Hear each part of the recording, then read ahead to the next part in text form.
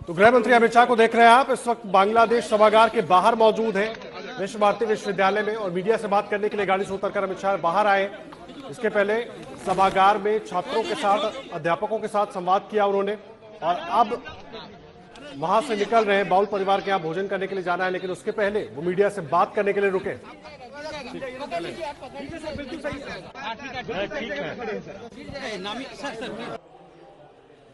तस्वीरें आप देख रहे हैं, गृह मंत्री अमित शाह विश्व भारती यूनिवर्सिटी के बांग्लादेश सभागार के बाहर मौजूद हैं।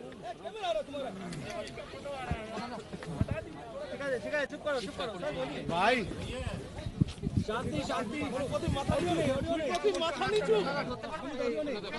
प्लीज कैमरा पर से प्रॉब्लम हो रहा है, रिकॉर्ड कर लो बाद में। ठीक है सर। आज मेरे लिए बड़ा सौभाग्य का दिन है कि आज मैंने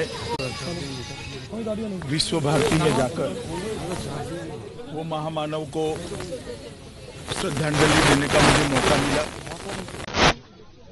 जिसने दुनिया भर में आज मेरे लिए बड़ा सौभाग्य का दिन है कि आज मैंने विश्व भारती में जाकर वो महामानव को श्रद्धांजलि देने का मुझे मौका मिला, जिसने दुनिया भर में भारतीय ज्ञान, दर्शन, कला, साहित्य, इसकी गूंज मजबूत की। गुरुदेव टैगोर एक ऐसी शख्सियत थे जो उस जमाने में राष्ट्रवाद की दो धाराएं थी, और दो धारा के प्रमुख नेता थे महात्मा गांधी और सुभाष बाबू। दोनों को प्रेरणा एक ही स्थान से मिलती थी। गुरुदेव टैगोर ने विश्व भारती और शांति निकेतन के माध्यम से एक और तो भारतीय साहित्य, भाषा, दर्शन, कला, उसका संरक्षण और संवर्धन किया। दूसरी ओर दुनिया भर के कई देशों की भाषा को, साहित्य को, दुनिया भर के कई देशों की संस्कृति को भारतीय संस्कृति के साथ, भारतीय भाषाओं के साथ सामंजस्य बिठाने का शांति निकेतन को, ये विश्व भारती को सेंटर बनाया। यहाँ ग्रामोत्थान, स्वास्थ्य, सफाई, सहकारिता, कृषि, ये सारे क्षेत्रों को भी अर्थ जगत के साथ जोड़ने का काम श्री निकेतन के माध्यम से गुरुदेव ने किया। और शायद दुनिया में एक ऐसा व्यक्ति था जिसकी रची हुई रचनाएं दो राष्ट्रों का राष्ट्रगान है। गुरुदेव को जब नोबेल मिला तब मैंने किसी की एक उक्ति पढ़ी थी कि गुरुदेव के ज्ञान को, गुरुदेव के साहित्य को, गुरुदेव की कविता को नोबेल प्राइज ने एक्नॉलेज किया है। मैं इतना बहुत मन से मानता हूं कि नोबेल प्राइज ने गुरुदेव की कविताओं को एक्नॉलेज नहीं किया, नोबेल प्राइज ने गुरुदेव को सम्मानित कर अपने आप को एक्नॉलेज कराया है। और गुरुदेव की यही विरासत, गुरुदेव का यही विचार,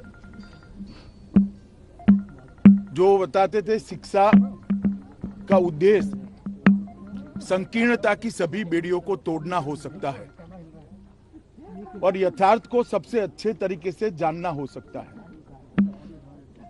तो वही उद्देश्य जब 100 साल पूरे होने जा रहे हैं महान संस्था के, उस वक्त यहीं से फिर से एक बार मजबूती के साथ ये संदेश न केवल देश, विश्व भर में जाए और गुरुदेव के विचारों के आधार पर भारतीयता को, भारत के दर्शन को, ज्ञान को, साहित्य को, कला को एक वैश्विक स्वीकृति मिले, ये हम सब ये चाहेंगे।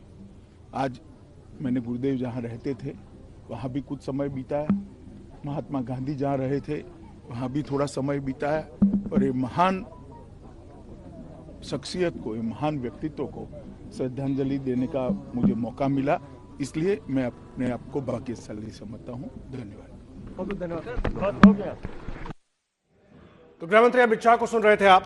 शांति निकेतन से बाहर निकले हैं। इस वक्त आप तस्वीरें देख रहे थे, विश्व भारती यूनिवर्सिटी में मौजूद हैं और वहां पर बांग्लादेश सभागार के बाहर छात्रों और अध्यापकों के साथ संवाद करके निकले हैं और मीडिया से बात कर रहे थे। गुरुदेव रविंद्रनाथ टैगोर को उन्होंने श्रद्धांजलि दी, इसके बारे में उन्होंने बताया, उनकी तारीफ की, तमाम बातें उन्होंने बताई। और तस्वीरें हम आपको दिखा रहे हैं इस वक्त। और नीरज पांडे लगातार हमारे साथ जुड़े हुए। नीरज, गुरुदेव का गुणगान कर रहे थे गृहमंत्री अमित शाह और जाहिर सी बात है वहां पर पहुंचे हैं, एक अलग अनुभूति होगी। गृहमंत्री अमित शाह की रविंद्रनाथ टैगोर के प्रति उन्होंने बताया कि किस तरह से उन्होंने समय व्यतीत किया। रविंद्रनाथ टैगोर जहां रहते थे, जहां सोते थे, जहां बैठते थे, और इसके अलावा उनकी जो कुर्सी थी वहां भी वो गए और आज यहाँ पे शांति निकेतन में आकर वो गौरवान्वित महसूस कर रहे हैं, उनको प्रेरणा मिली है। तो गृह मंत्री अमित शाह जो साफ तौर पर आए यहाँ पे गुरुदेव रविंद्रनाथ टैगोर के द्वारा स्थापित किया विश्वविद्यालय का भ्रमण किया, रविंद्र भवन गए, संगीत भवन गए और अब यहाँ बांग्लादेश भवन से होकर यहाँ से सीधा वो निकल गए हैं जो बाउल सिंगर परिवार के साथ भोजन करेंगे। कैमरामैन कपिल मिश्रा के साथ नीरज पांडे, एबीपी न्यूज। जी नीरज, आप रहिए हमारे साथ। नीरज पांडे पूरी जानकारी दे रहे थे। अब देखिए, अब यहां से निकले हैं अमित शाह और सीधा पहुंचेंगे बाउल सिंगर परिवार के यहां, उनके यहां भोजन करेंगे। और ये पहले की तस्वीरें हम आपको दिखा रहे हैं जिस वक्त शांति निकेतन पहुंचे थे अमित शाह, जब उन्होंने गुरुदेव के इस्तेमाल की जो तमाम चीजें थी उनको देखा, वहां पर श्रद्धांजलि अर्पित की। उसके बाद वो उपासना भवन भी गए, वहां पर भी उन्होंने गुरुदेव को श्रद्धांजलि दी। उसके बाद बांग्लादेश सभागार पहुंचे, वहां पर छात्रों और अध्यापकों के साथ संवाद किया और जब निकले थे तो गुरुदेव के बारे में बात कर रहे थे, मीडिया से पूरी जानकारी दे रहे थे। और उसके बाद अब वो रवाना हो गए हैं, जिस तरह से नीरज पांडे हमारे सहयोगी भी बता रहे थे। बाउल गायक जो परिवार है उनके घर पहुंचेंगे, वहां पर उस परिवार के साथ वो भोजन करेंगे और उसके बाद रोड शो के लिए रवाना होंगे अमित शाह। और मानस बनर्जी साहब हमारे साथ लगातार जुड़े हुए हैं। मानस बनर्जी साहब, मैं आपके पास आ रहा हूं, लगातार हम चर्चा कर रहे हैं। मुझे एक बात बताइए, सवाल यह है कि टीएमसी और बीजेपी की लड़ाई तो हम देख रहे हैं, लेकिन चुनौती बीजेपी किस तरह से दे रही है, मैं इसलिए समझना चाहता हूं क्योंकि कहीं ना कहीं जिस तरह के बयान टीएमसी नेताओं की तरफ से आ रहे हैं वो थोड़ा परेशान नजर आ रहे हैं। और जाहिर सी बात है, अगर टीएमसी में इस तरह की स्थिति बनी हुई है, चाहे अभिषेक बनर्जी को लेकर या दूसरे कारणों से, तो और भी लोग टीएमसी छोड़ सकते हैं।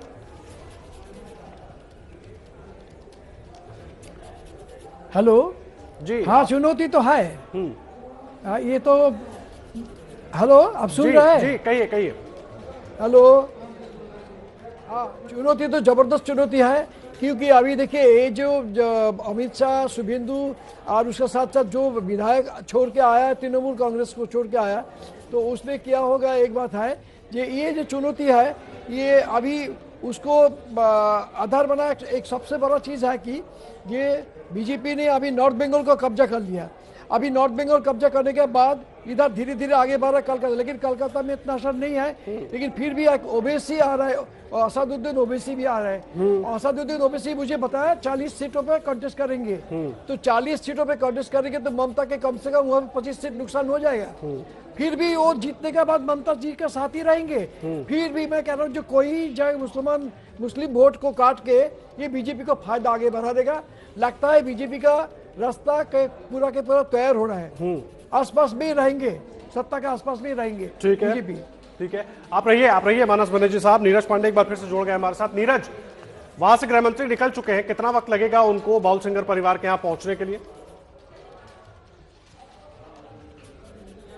जी बिल्कुल आदर्श, मैं बता दूं गृहमंत्री अमित शाह यहाँ से निकल चुके हैं और अगले 10 मिनट में वो बाउल सिंगर परिवार के घर पहुंच जाएंगे। क्योंकि यहाँ से जो दूरी है उसकी महज 4 से 4.5 किलोमीटर के आसपास की है और 4.5 किलोमीटर चूंकि स्क्वाड पुलिस सिक्योरिटी के साथ जा रहे हैं, तो मुझे लगता है 10 मिनट में, अगले 10 मिनट में आपको तस्वीरें मिल जाएंगी बाउल सिंगर परिवार में पहुंचने की। पल पल की जानकारी हम लोग दे रहे हैं। फिलहाल अमित शाह यहाँ से निकल चुके हैं आदर्श, और वो कुछ ही पल में बाउल सिंगर परिवार के घर पहुंचने वाले हैं। जी नीरज, आप नजर बनाकर रखिए, लगातार आपसे भी जानकारी लेते रहेंगे। प्रदीप जी, मैं आपके पास आ रहा हूं। अभी आप सुन रहे थे मानस बनर्जी साहब जो बात कर रहे थे, जो चुनौती टीएमसी के सामने, ममता बनर्जी के सामने है, उसकी बात कर रहे थे। उसमें उन्होंने ओवैसी साहब का भी जिक्र किया कि अगर वो 40 सीटों पर लड़ते हैं तो ममता बनर्जी को 25 सीटों का नुकसान हो सकता है। मेरा सीधा सवाल ये है, ममता बनर्जी का फिलहाल जो टीएमसी की रणनीति है, आपको लगता है कि उनके पास अभी कोई ऐसा प्लान है कि बीजेपी जो कोशिश कर रही है उसको रोक पाए? देखिए आदर्श, पहले तो मैं मानस बनर्जी साहब से माफ़ी चाहता हूं, मैंने नाम उनका गलत बोल दिया था पिछली बार। जहां तक आपने ये सवाल पूछा कि ममता बनर्जी के पास क्या ऐसा कोई तरीका है कि जो ये चुनौती है उसको रोक सकें बीजेपी की, अभी अब मुश्किल लगता है। देखिए, और चीज़ों के अलावा 10 साल की एंटी इनकम्बेंसी भी हो गई है, और एंटी इनकम्बेंसी का सामना करना बड़ा मुश्किल होता है, खासतौर से उस राज्य में जहां विकास का कोई बहुत बड़ा आधार ना हो। 10 साल में ममता बनर्जी ने पश्चिम बंगाल में उस तरह से काम नहीं किया जो पहले 10 साल में नीतीश कुमार ने किया। जो बदलाव दिखाई देता है उस तरह का बदलाव नहीं, वो राजनीति के मोर्चे पर बड़ी कुशल खिलाड़ी हैं। लेकिन ये जो जुगलबंदी एक नई तृणमूल कांग्रेस में हुई है, वो है अभिषेक बनर्जी और प्रशांत किशोर की। ये उनके लिए नई समस्या पैदा कर रही है, जिससे निपटने का या उससे जो नुकसान हो रहा उस डैमेज कंट्रोल का समय उनके पास नहीं है। इन दोनों ने मिलकर जो संगठन में बदलाव किए हैं, बहुत से लोगों को, जो पुराने लोग थे उनको जिस तरह से साइड लाइन किया गया है, उसका रिएक्शन हो रहा है। तो वो तृणमूल कांग्रेस के लिए लगातार महंगा पड़ रहा है। दूसरा जो मानस बनर्जी साहब ने बात कही MIM की कि वो मुस्लिम वोट काटेंगे, मुझे नहीं लगता कि पश्चिम बंगाल का मुसलमान ममता बनर्जी को छोड़कर MIM के साथ जाएगा। 2-3 सीटों में इधर उधर की बात अलग है, कोई व्यक्तिगत रूप से ज़्यादा उस इलाके में लोकप्रिय है तो अलग बात है, लेकिन बंगाल के मुसलमान को पता है कि ममता के खिलाफ जाने से सीधा फायदा बीजेपी को मिलेगा जी। तो इसलिए मुझे नहीं लगता कि ये कोई बड़ा फैक्टर, अगर कांग्रेस और CPM ये ताकत में होती तो ये ज्यादा नुकसान कर सकते थे मुस्लिम वोटों का ममता बनर्जी के लिए। जी, मुझे एक बात और बताइए। MIM या असदुद्दीन ओवैसी, बहुत अहम बात आप कर रहे हैं। एक बात मैं और पूछना चाहता हूं, क्योंकि बार बार प्रशांत किशोर के नाम का जिक्र हो रहा है। बिहार की बात करें, JDU की बात करें, वहां भी प्रशांत किशोर बहुत पॉजिटिव रिजल्ट्स नहीं दे पाए। अब पश्चिम बंगाल में हम देख रहे हैं TMC के साथ उनका नाम जुड़ा है, तो जो भी नेता TMC छोड़ रहा है आरोप प्रशांत किशोर पर लगा रहा है। क्या राजनीति के आसमान पर जैसे वो चमके थे वो चमक अब फीकी पड़ती जा रही है क्या? नहीं आदर्श, एक बात हम लोगों को समझनी चाहिए कि प्रशांत किशोर लीडर नहीं है, मैनेजर हैं। तो जैसे क्रिकेट में हम देखते हैं कि चाहे जितना अच्छा मैनेजर हो, कोच हो, वो अच्छी टीम को बेहतर बना सकता है, लेकिन बहुत बुरी टीम को जो है वो ऑस्ट्रेलिया की टीम को आप वर्ल्ड चैंपियन बना सकते हैं, लेकिन बांग्लादेश की टीम को आप वर्ल्ड चैंपियन नहीं बना पाएंगे जी। वही प्रशांत किशोर को 2014 में जो बीजेपी की कामयाबी थी उसका बहुत बड़ा श्रेय मिला, जो उनके हिस्से में नहीं जाना चाहिए था। उससे उनका ईगो बड़ा इन्फ्लेट हो गया, उनको लगा कि मैं जिता कर लाया हूं मोदी को। तो उसके बाद उन्होंने जो व्यवहार शुरू किया उसकी वजह से बीजेपी से बाहर हुए। ये काम उन्होंने उत्तर प्रदेश में करने की कोशिश की, कांग्रेस में नहीं कामयाब हुए, पंजाब में कामयाब हुए क्योंकि कैप्टन के साथ थे लोग। तो जहां जनभावना साथ होगी, जहां नेता के साथ मतदाता होगा, वहां इस तरह के मैनेजर जो है आपकी सीट बढ़ा सकते हैं, आपकी सोशल मीडिया में प्रेजेंस, मीडिया में प्रेजेंस ये बढ़ा सकते हैं। लेकिन चुनाव हारता हुआ जितवा दे, ऐसा कोई कोई मैनेजमेंट नहीं है, ऐसा कोई मैनेजर नहीं है। बहुत अहम बात आप कह रहे हैं और जाहिर सी बात है असर दिख भी रहा है। मैं आऊंगा आप दोनों के पास, दोनों खास मेहमान हमारे साथ जुड़े हुए और लगातार हर अपडेट आपको हम दे रहे हैं। बीरभूम में अमित शाह मौजूद है, निकल चुके हैं, वो पहुंच रहे हैं उस परिवार के यहाँ जिनके साथ उनको भोजन करना है। तस्वीरें भी आपको दिखाएंगे, तुरंत लौट कर आप।